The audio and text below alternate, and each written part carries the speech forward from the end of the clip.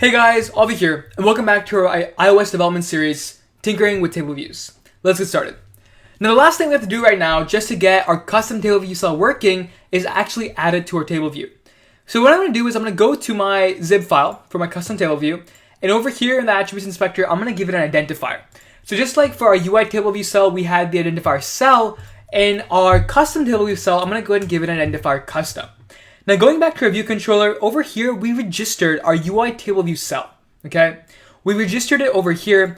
The real thing, however, is we don't need to register that anymore. Instead, we need to now register our custom table view cell. So the way we can do this is we can say self.tableview.register, and then instead of registering the cell class, we're going to register the nib. So it's going to ask for a UI nib, and now over here, there is a closing stuff for UI nib. So what I'm going to do is I'm going to go ahead and type UI nib over here. And then in brackets, I'm going to go ahead and get the autocomplete. So when creating a UI nib file, there is this sort of format over here. Let's go ahead and copy this and paste that format back down over here. Fantastic. So what is our nib name? Our nib name is going to be, whoops, let's go ahead and delete that. So our nib name is going to be whatever our zip file over here is called. So that's going to be custom table view cell. And our bundle, go ahead and just put nil for now. We don't have to worry about it. Now it's going to ask our cell reuse identifier. So our cell reuse identifier is the thing we just added to our table view cell, and that was custom. Fantastic.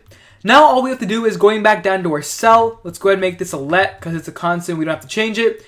We have a UI table view cell. So instead of doing that, we're going to go ahead and delete that and set it equal to the new class we made, the custom table view cell. So all we're doing over here is we're saying that, hey, this cell variable that we've created, we want it to be a type of custom table view cell instead of UI table view cell.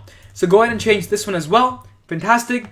And now self.tableview.dequeue reusable cell with identifier. Our identifier is going to be custom instead of cell. All right, fantastic. Now that we've set our cell as the type of custom table view cell and gave it the identifier custom, we can now access the IB outlets we set for our custom table view cell class. So now what I can do is I'm going to go ahead and delete this.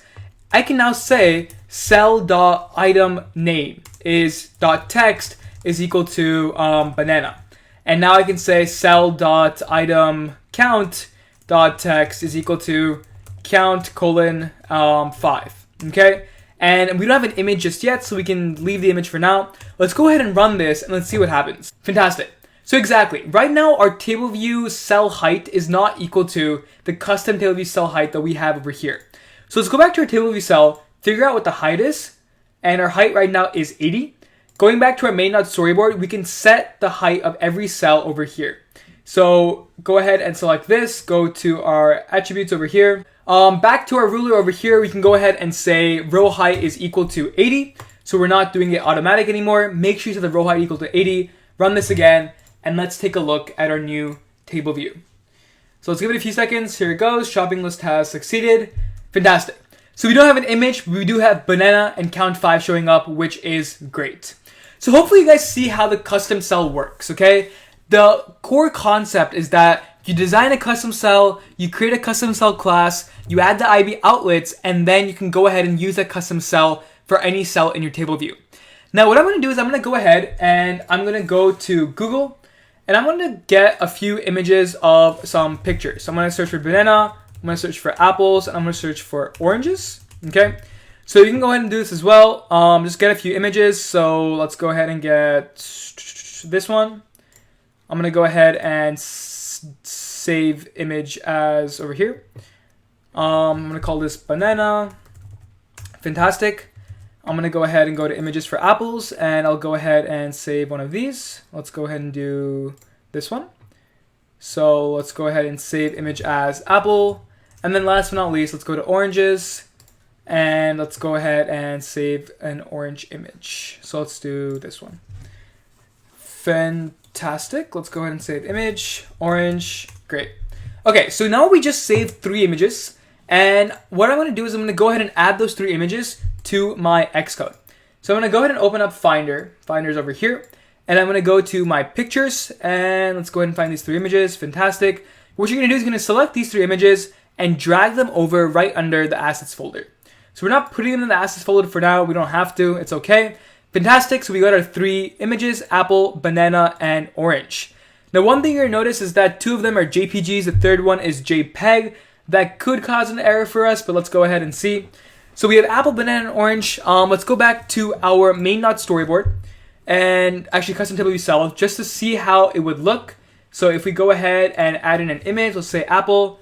Okay, that's how apple looks. Let's go ahead and try orange. That's how orange looks, and that's how banana would look. Okay, so now that we have our 3 images, the next thing that we're gonna have to do is we're gonna create sort of 3 different arrays. Okay, one array will be for the item name, one array will be for the item count, and one array will be for the item image name. Okay, so going back to our view controller, let's go ahead and create 3 variables. So we can make these let actually. So let item name is equal to, it's going to be an array, and then each item, so apple, orange, and banana. Okay, and then what we're going to do is we're going to say let item count.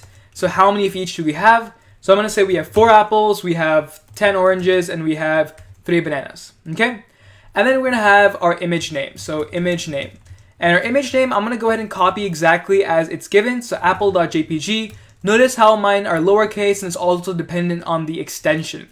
So banana.jpg, and then we have orange.jpg. Now one thing you guys could have done is you could rename your apple, banana, and orange to fit the capitalization that I have over here. That way you can just use the item name array for your image name. Again, that's one thing you could potentially do. But fantastic. So now we have our sort of database created of the item name, item count, and item or image name. And now what we're going to do is we're going to set that over here.